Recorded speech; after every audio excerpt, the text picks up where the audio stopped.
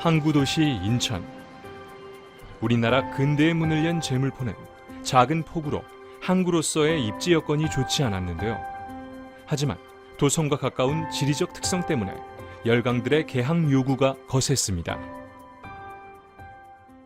개항 당시 제물포항은 배를 댈 수 있는 시설조차 갖추지 못한 상태였습니다.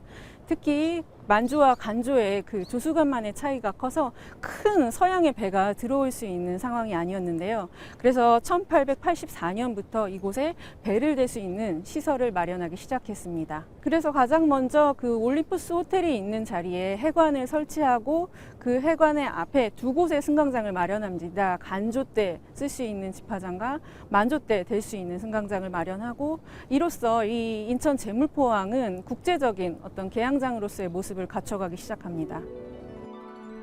선박을 타고 제물포항에 당도한 많은 외국인들이 제일 먼저 발을 딛는 곳이 지금의 아트 플랫폼 앞이었습니다. 현재 이 앞은 모두 간척되어 넓은 도로와 인천 내항, 도크 시설이 들어서 있지만 당시만 해도 이곳은 바다를 접한 선착장이었습니다. 여기 건물들이 당시 물류창고로 사용되던 것들인데요. 지금도 남아 그 역사를 대변해주고 있습니다. 이 아트 플랫폼 거리 입구에 옛 일본 우선 주식회사 건물이 있습니다. 네, 개항 초기에 제물포항의 해운업을 독점했던 일본 우선 주식회사 건물이 있는 곳에 나와 있는데요. 네, 그 1888년에 처음 지어졌고 일반 민간 사무소 건축임에도 지금까지 그 원형을 유지한다는 점에서 나름 의미를 가지고 있습니다. 회사 사무소 건축물이었기 때문에 뭐 종교 시설이나 관공서 시설만큼의 어떤 형식적인 어떤 격식을 갖췄다기보다도 그 자유로운 양식의 형태를 좀 엿볼 수 있습니다. 일본 우선 주식회사 건물을 기점으로 해서 지역이 나뉘게 됩니다. 이 앞으로는 바다가 있어서 바다 바로 앞쪽에 해관 건물과 해관의 창고가 분포하고 있고요. 그리고 이 우선 주식회사 건물 바로 앞쪽으로 남북으로 도로가 나 있습니다. 이 남북 도로를 경계로 해서 동쪽으로는 청국 거류지, 그리고 서쪽으로는 일본 거류지가 위치하게 됩니다. 그리고 이 두 지역을 제외한 나머지 바깥 지역으로 서양인들이 살고 있는 각국 거류지가 분포하게 됩니다. 개항기부터 일제강점기까지 인천 건축의 역사를 한눈에 볼 수 있는 근대 건축 전시관을 찾았습니다.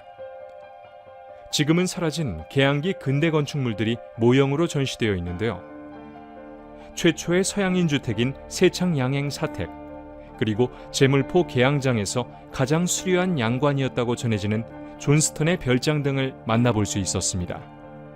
지금까지 남아있는 개항기 건축물로는 외교관들의 사교 클럽이었던 제물포 구락부, 일본 제1은행, 일본 제58은행 등이 있습니다. 현재 근대 건축 전시관으로 사용되고 있는 이 건물이 바로 일본 제18은행입니다. 일본인 건축가가 설계한 것으로 1890년 준공되었습니다.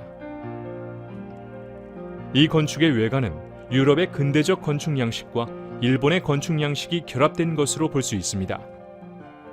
지붕은 일본 기와를 얹은 모임 지붕이지만 건물 정면을 보면 석재로 된 기둥과 그 윗부분 박궁 형태의 모양이 유럽의 신고전주의 장식입니다.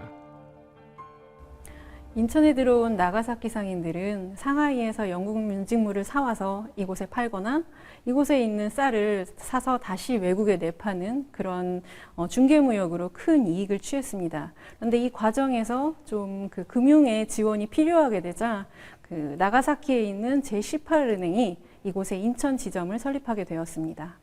일본 제18은행은 민간 사무소 건축이긴 했지만 당시로서는 조선에 은행 자체가 없는 시대였기 때문에 이 조선을 압도할 수 있는 그런 공공건물의 성격으로 짓고자 했습니다. 그래서 이 모습을 건물 내부와 외부에서 확인할 수 있습니다. 내부 벽체는 벽돌을 쌓아서 몰탈 마감하였지만 외부의 벽체는 큰 석재로 마감을 하려고 했습니다. 그리고 특히 기단과 기둥부는 좀 더 큰 석재를 둬서 그 육중함을 주고 결국에는 이 건물 자체에 어마어마한 느낌을 주려고 시도한 걸 볼 수 있습니다. 이러한 일본의 제국적 의도는 이곳 은행거리에 나타난 은행 건물들에서 공통적으로 볼 수 있었던 모습입니다. 당시로서는 이러한 건축 기법은 아주 새롭게 나타나는 형태였기 때문에 기존의 이 제물포에 있던 초가집들만 있던 이 모습에서 좀 벗어나 어떤 이색적인 풍경을 보여주는 한 단면이었다고 볼 수 있겠습니다.